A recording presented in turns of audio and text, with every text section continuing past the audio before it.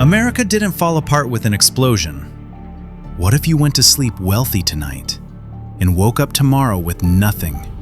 Not because of war, not because of fire, but because the system simply decided you were done.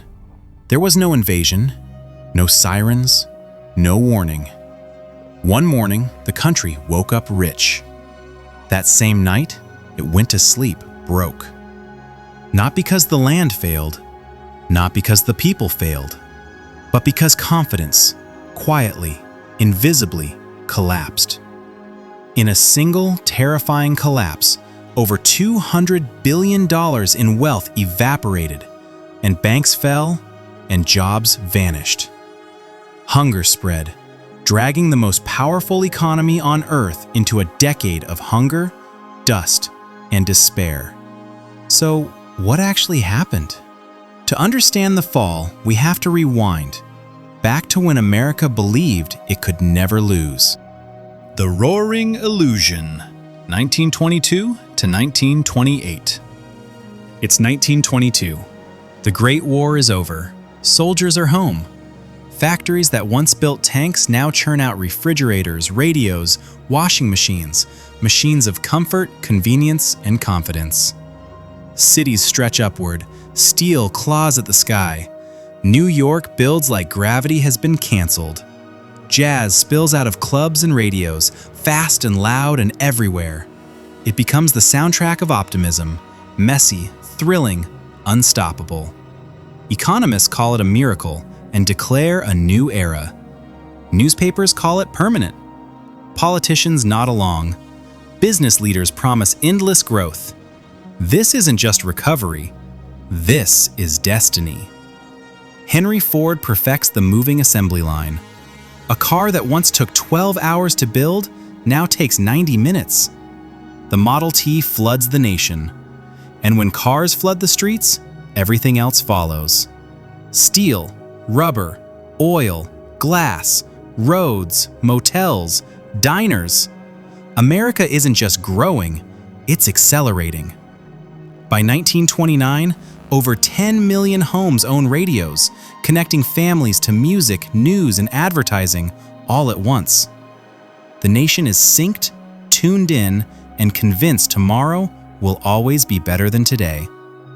But while the cities dance, the countryside stumbles.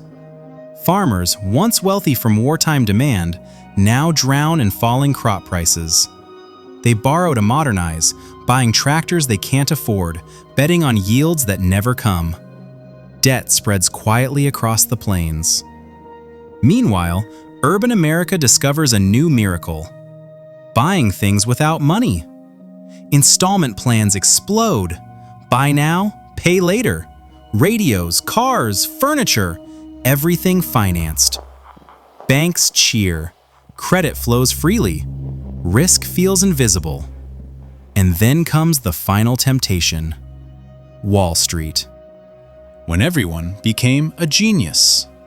The stock market transforms into a national obsession. Stocks don't just rise, they levitate. Margin loans allow investors to buy $100 worth of stock with just $10 down. The rest, borrowed. Why worry when prices only go up? Between 1924 and 1929, the Dow Jones quadruples. Barbers give stock tips. Shoeshine boys recommend can't-miss shares. Dinner conversations turn into investment seminars.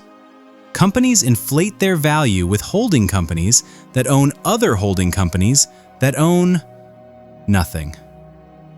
A few voices warn of danger. Economist Roger Babson predicts a crash. Wall Street laughs. Jazz plays louder. Optimism drowns out caution. America isn't asking if the good times will end, only how rich they'll get before they don't. Then comes October. Black Tuesday. October 29th, 1929. The market doesn't stumble. It doesn't slip. It dives. Prices collapse. Ticker tapes lag behind reality. Phones ring endlessly. $14 billion vanishes in a single day. Adjusted for today, that's over $200 billion. Fortunes disappear faster than they were made. Outside the New York Stock Exchange, crowds gather in silence. Some cry, some hold hands.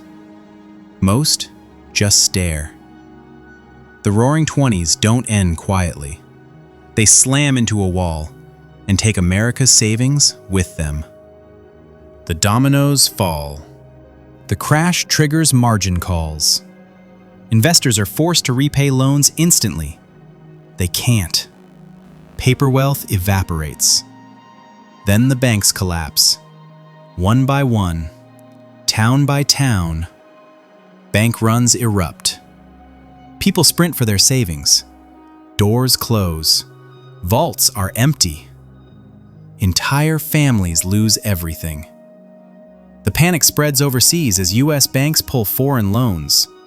Europe, already fragile after World War I, buckles. Global trade is cut in half.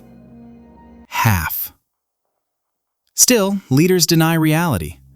Newspapers insist the worst is over. Politicians smile nervously. President Hoover assures Americans the economy is fundamentally sound. But kitchens are empty, and words don't feed children. Hunger, dust, and despair. By 1931, the music stops. Factories shut down. Production collapses. Unemployment reaches 25%. 1 in 4 Americans cannot find work. Breadlines stretch for blocks. Soup becomes dinner.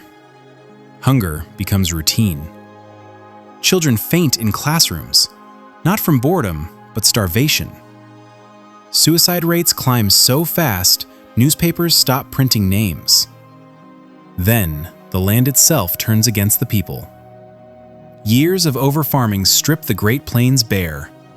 Drought arrives. Wind follows. Dust storms roll in like black oceans. They blot out the sun.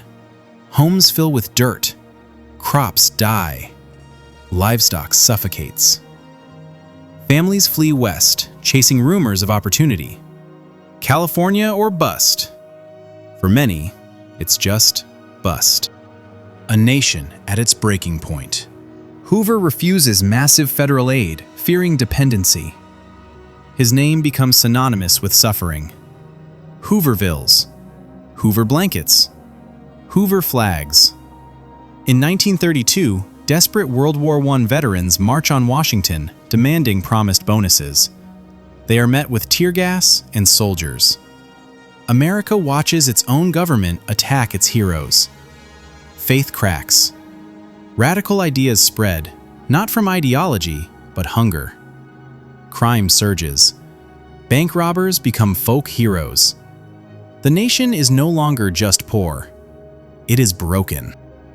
A different voice. March 1933. Franklin Delano Roosevelt takes office. The only thing we have to fear is fear itself. It's more than rhetoric. It's relief. Jobs programs launch immediately. Young men plant forests. Workers build roads, bridges, schools. Electricity reaches forgotten towns. Dams rise. Lights flick on. Banks reopen, this time with protections. Savings are insured. Markets regulated. Social Security tells the elderly, you will not be forgotten. Art, music, and film capture survival, not victory. Slowly, painfully, life returns. What remains? The Great Depression didn't end with a celebration.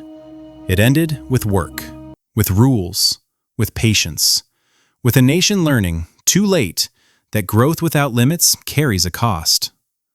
America stood back up, but it was changed forever. And as factories began humming again, the world was already drifting toward another storm. Louder, global, unavoidable. But that is another story.